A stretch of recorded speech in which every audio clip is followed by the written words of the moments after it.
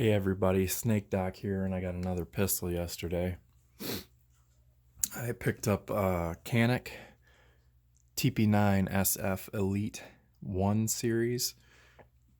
This was posted on a Michigan gun forum, and I was able to meet up with the seller yesterday and pick this up and add it to the collection. And I want to show that everybody says, you know, this is like the G19 size equivalent, but I want to show something quick. This is my Glock 17. See, we should be able to see that Glock 17 that I chopped to a 19 length. And we can see here, if we line up the slides, this is a Glock 17 size slide on the Elite. And then when we look at the grip, if we line up the top of the sights, we can see that the Canik is just a little bit longer. Not G17 length, but because of this dimension being taller than the Glock is, and the Glock is much smaller, and I even have a grip force adapter on here. That way, we can see here, the slide is probably a 1/16 of an inch taller than the Glock, and then that puts the beaver tail, if you will, down a little bit lower. So it is bigger than a Glock 19, no question about it. But it's definitely smaller than the full-size SF and SA models. So the one thing which I found kind of interesting, and I'm not sure if that's for import requirements or what, but like this has a 4.1 something or other inch barrel. And then if you remember the TP9 V2, the TP9DA, and the original TP9 were all a 4-inch barrel. So they had their slide was actually right to the end of that grip frame. So that would reduce it. It still wouldn't be Glock 19, because look at when we line up the chambers. If you line up the chambers on it, look at how much longer the slide is, at least a full 1/8 of an inch longer in this dimension right here than a Glock's firing mechanism is inside of its slide. So I'm going to set that off to the side now. Let's get to this. So I'm sure you guys have probably watched videos on this if you're interested in this gun. If not, I'm going to try and be as informative as I can be. So the 1 series comes with, does not come with a holster, and it only comes with 1 magazine.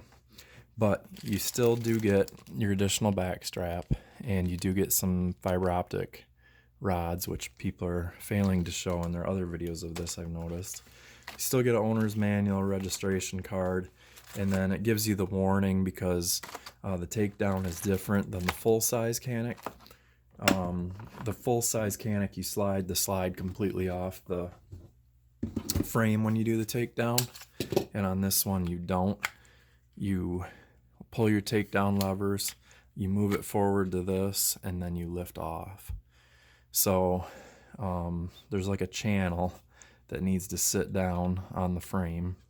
So you set it back down on there like this, and then you pull it over, and then you're re-engaged, and it's not going to come off. So that is different. I'm not sure why. I don't know if it has something to do with these ambi levers, because that's different than the full-size models too. So this has ambidextrous, and they're designed really well. They work very similar to the PPQ and VP9 levers. So you can actually, I'll keep this finger up in the air so you can see it, and you can send it home with the lever. So a very good design in that regard. You have a 3-slot 1913 rail on the front. You have a trigger safety, which is red, which you can see right there. And then you have a striker indicator, Warren tactical sights. You have a fiber optic front like I showed. Comes with the red one installed. I like the red one. My Glock has a red one. Some people say green does better in indoor, like for if you do indoor IDPA, that green will work better. I've never had a problem with red. My eye seems to do fine with it. So the back is just a U-notch, and it is plain black. It is not serrated. Kind of wish it was serrated because you can catch some glare off that, but no big deal there. Magazines are made by Metgar, and they do say that on them. And these are 15 round in this one.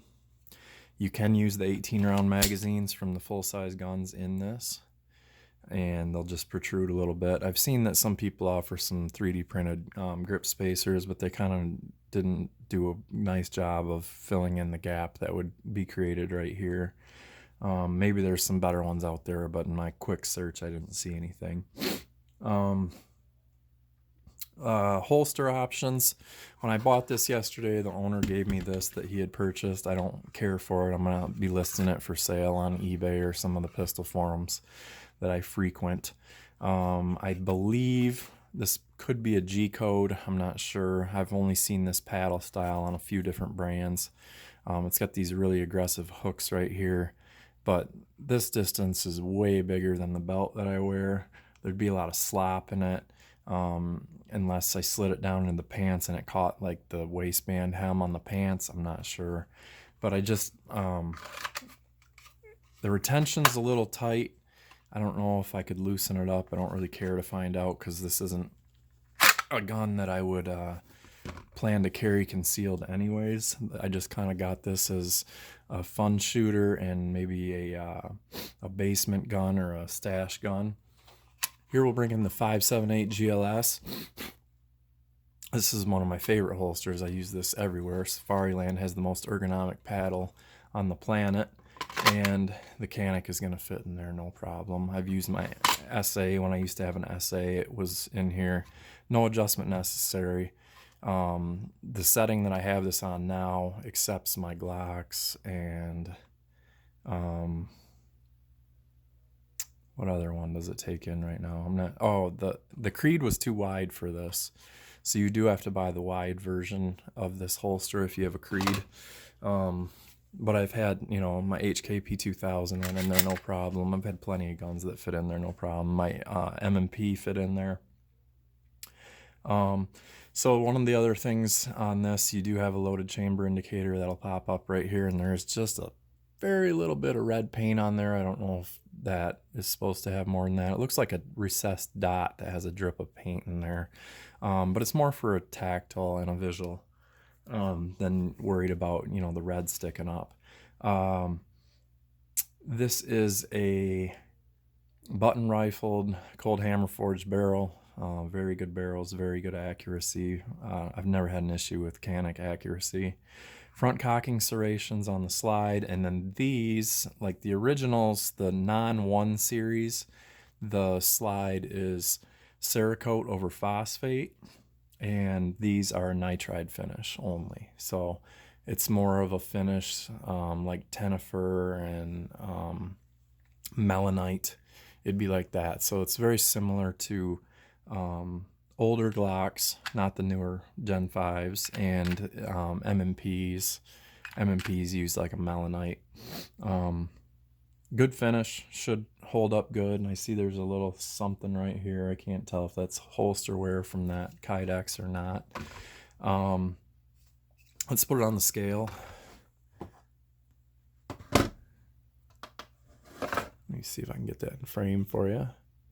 And we are on ounces, so unloaded with a magazine in it, we're at 28.32, so that's definitely going to be a lot heavier than a Glock. This 17 right here has a loaded 19 mag in it. I have 15 total in there. I do not have 16 in there, so let's see what a weight. So a loaded Glock 17 with a 19 length grip is at 32. Wow, that's jumping around. 32 and a tenth. But I do have the Mick holster on there right now because it is loaded, and that is a bedside pistol. So this, it feels excellent in the hand. Ergos on these are great. I didn't switch the back strap yet. On the full size, I did switch to the one with a more pronounced hump. I haven't looked to see what the difference is in the back strap that comes with this one. I assume this is the factory one on there, but I could be wrong. The guy might have switched it out, but the guy I bought this from had really small hands. So it feels fine the way it is right here. I'll probably shoot it that way and then pull that strap out and see if there's much of a difference if I didn't care for the way that this shot. We have looks like a polymer guide rod on there. And I guess I'll pop that top off on there again and show you. So it does look like it's metal in construction, at least the back end of it. And then it is the flat wound spring. And apparently there was some changes done to this spring because this originally shipped with one that was for NATO spec ammo, which is hot. And people were having issues with 115 grain planking ammo, so they reduced the spring rate. Here we have a very large striker. It's very well done. And then the striker block right here, somewhat polished from the factory. It looks pretty good. And then when we look at the frame, this edge right here is what disengages your striker block, and it's very nicely rounded and smooth. So it looks like they're paying attention to that kind of stuff now. You can do a reduced weight spring here, and you can improve the trigger pull if you will. I don't know why anybody would. This trigger pull is ridiculously awesome on this from the factory. So we'll put the top back on there. See if I can find the spot where it needs to drop onto. There it is. So it's almost just in front of your rear rail section. You set that slide back down and then cock it and you're good to go. It's a decent amount of tension required to do a slide manipulation on this. So it is very well sprung. This model has the born on date of July 18th of 19. So it's under a year old still. So I can't remember what year these were released, if these were released in early 19 or if it was late 18. But I'm sure the spring rate has changed by now on models that were produced in July. So, but I usually shoot 124 grain white box anyways, or MagTech. So it shouldn't be an issue for me anyways. But you never know until you try it. So I'm going to be on the hunt for some magazines. It looked like these 15 rounders are still kind of expensive. I'm not sure why, because the full-size mags, the 18 and 20 round, were like $21 and $24. So I might buy the 18 round, or if I can find a deal, you can take a SIG P226 18-20 round Metgar mag, and you barely got to touch that thing and it works perfect. Some people don't, they just slam it in hard, but I would rather just do a little bit of a grind on there because you're taking off less than a millimeter to make it work perfect. So I do have another one coming this week. For those of you that actually tune into my channel, I appreciate and love my subscribers. Thank you very much. And so tomorrow or today even, maybe picking up, but I have a new Beretta coming, and I think you guys will be interested to see what I got. So stay tuned for that. Thank you for watching. If anybody is interested in this holster, he said he paid $50 for it. I don't know. I'm gonna look and see if I can get 30, 35 out of it. I'd be happy. So if anybody's interested, go ahead and put something in the comments and maybe we can work something out that way. If not, I'm going to do a little research, see if I can find out who made this, because there is not a label on it, and what they're selling for. And then I'll either have it listed on my eBay account or on some of the forums. So thank you guys for watching, and always shoot safe.